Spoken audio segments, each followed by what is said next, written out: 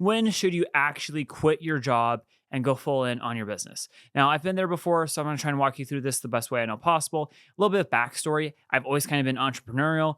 I grew up on a farm. My dad always said, if you ever wanted to make any money, real money, because farming, you really don't make a lot of money unless you are able to buy a lot of land, and then that land theoretically appreciates and or it becomes developable. But that's how you'll really make money in farming, unless you can get into specialty crops and time the market. And, there's some financial strategies you can play as well to become more consistent with farming. But, the thing is, usually you just don't make a lot of money with farming. It goes back into equipment that depreciates very quickly because John Deere is going to make a bigger, better, greener tractor next year. So he always said, if you want to make money, build a business, build something of value that people want. Immediately in high school, I was cutting firewood. I was selling that. Kind of my own free will, kind of because my dad cut a bunch of oak trees on our property and was like, hey, guess what? You're going to cut firewood. So I did. And I probably cut 25 cords of firewood my first summer, and then probably another 20 to 30 cords my next summer, junior and senior year. I also got a job working as a draftsman, being very, not entrepreneurial driven, but very goal and mission oriented early on in high school, junior year as well. I was always figuring out or trying to theorize ways that I could make money. And one of the things that I saw really taking off at the time in, 2014, 2015, 2016 was drone technology. And I thought, wow, what if real estate agents were able to use this technology to photograph homes? The issue was I was probably about 3 to 5 years ahead of my time. Now, if you actually look at listings on Zillow, almost every single house will have photographs taken from a drone on that listing. However, I was a little bit ahead of my time, but I was starting a business. I was doing it with friends. I got a drone. I got business cards. I was handing them out, and I wanted to be able to quit my job, but I didn't know when or how. And that business ended up fizzling out before I really got it off the ground. However, I ran into the same problem again when we started Delaney Media back in end of 2020, 2021. And I was still working for Aptiv. I was doing door-to-door sales, selling pest control. And the reason why I had done pest control is because I wanted to learn how to sell it, because I knew that was a fundamental core skill that I was going to need to know in order to make it in the world of business. And I knew that because of my last business.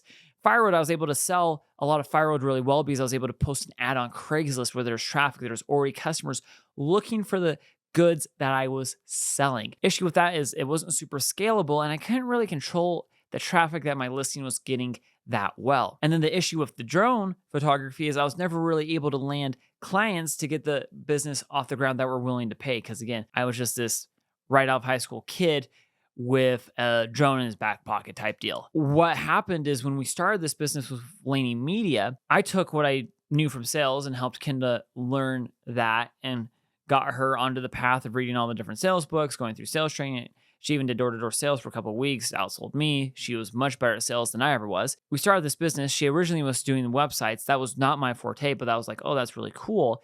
And then she started doing social media, and we're like, how can we really monetize this social media? And I was helping her get more views on social media by analyzing her analytics. That's a really strong suit of mine that complements her ability to perform really well on camera. And what happened was we started to sell her time. We had hired a coach, and he said, do 90-minute intensives. And this was a phenomenal option.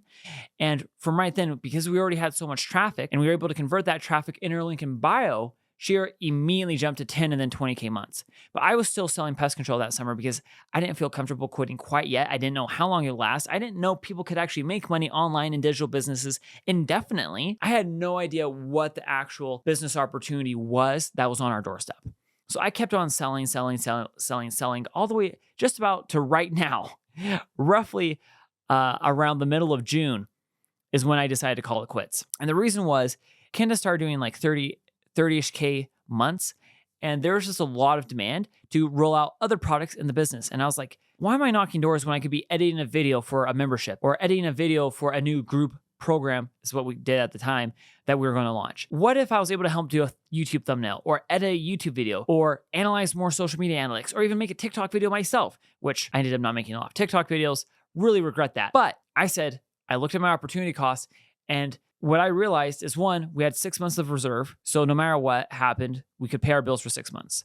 So that was the first thing that I realized I really needed to be able to quit my job to be able to go all in on the business. The other thing is I needed to realize how big the market opportunity was. Was it just big enough for Kenda to be able to kind of, work from home and make a decent amount of money? Well, I continued sales through college and then eventually got a degree working in data science or finance or something along those lines. Or was this something that we could actually scale, hire employees, and not only provide for both of us, but for more than just us as well and create more security in that as well. So once I had that piece of information, it kind of became a question of what is the actual opportunity cost right now? How much money am I losing out on by continuing to knock doors to have this security fallback of having that commission come in to my bank account every 2 weeks versus how much money could I be making if I was helping grow the business? And at the time, it was roughly 2x. For every dollar I'd make selling pest control, I was giving up about $2 ballpark in what I could be doing in the business. And that was just with current revenue. And that wasn't even if we expanded. So I was like, take workload off. Kinda make 2x the money theoretically. And if I projected out how much more we would be able to do, that's when the numbers got really interesting, because then it was like, okay, well, if we do like 40, 50, 60, 70K. And 6 months later, actually, I think it was closer to 8 months later, we did our first 60K month, and then we did an 80K month. And then I think we did 100K month, and we've been doing 100K months just about ever since. I think we've had 1 or 2 months where we've done like 80, 90 cash, or we've done a little bit less on sales revenue. But other than that, if you average it out, we've been doing anywhere from like $100,000 to $200,000 cash months ever since. As we scale to like, 500K and $1 million months, because that's the goal, it was really phenomenal to be able to look back and say, this was the right decision. This was the right chance to go all in. So once I realized that the opportunity cost was greater for me to stay knocking doors, that's what solidified the decision for me to be able to go all in on the business. Now, for you, wherever you are at in your journey, this could be wildly different. You might both have full-time jobs in your relationship. You might be single. You might be right out of college. You might have student loans. You might have a car payment, a mortgage. And all of these things are going to factor in as to when you feel comfortable to going in all in on your business. Now, what I can say is you do need to weigh the opportunity cost. And I talked about that one last, but it's one of the things that needs to be high on the list. And I'd even put it higher than making sure your finances are in order with like a 6-month emergency fund. If you're able to pay your bills and the opportunity cost is really, really, really, really, really, really great. And I'm talking, at least to me, if you can make $10 compared to the $1 that you're making at whatever job you currently have, that's when you have an opportunity that is worth dropping everything and chasing after regardless of the risk. Because if you think about it, what would you be willing to give up if you're able to make this year what would take you the next 10 years to make? And for you, you might be willing to say, oh, I'm willing to do that at 5 years or even 7 years or even 3 years if you can condense that down. And some of you might say, no, it's not worth it for me. I'm going to have a pension. I'm 8 to 10 years away from retiring, so on and so forth. It doesn't make sense. And that's okay. That's totally okay. Figure out how you can scale your business as a side hustle until it does make sense for you. And at some point, it always does make sense. And sometimes that means reworking your business model. Sometimes maybe fulfillment isn't what you need to do. Maybe you need to figure out how you can get into more of an affiliate marketplace, or maybe you can arbitrage the fulfillment of your services, or maybe you need to re-look at your business model, maybe not do high ticket and do low ticket, or run ads, allowing you to have more time to market and do fulfillment instead of creating organic content like I'm currently doing right now. Or maybe you do need to create more organic content so you can have steadier cash flow and increase the ROAS on your ads to make your ads actually profitable. There's a lot of different things and every business is different. So the best thing I can suggest to you is to, number one, make sure you're in a place, at least for me, make sure it's a safe place. I always suggest having 6 months of reserves out. Honestly, if you're going to jump ship and you're conservative, I wouldn't do it with less than 3. Unless, again, if you're getting like a 10x ROAS and you can't wait that time and you think this opportunity might pass you up, the ship might sail, that's when I say go all in and risk it. But other than that, I'd make sure you have at least 3, ideally 6 months of reserves to cover all of your expenses.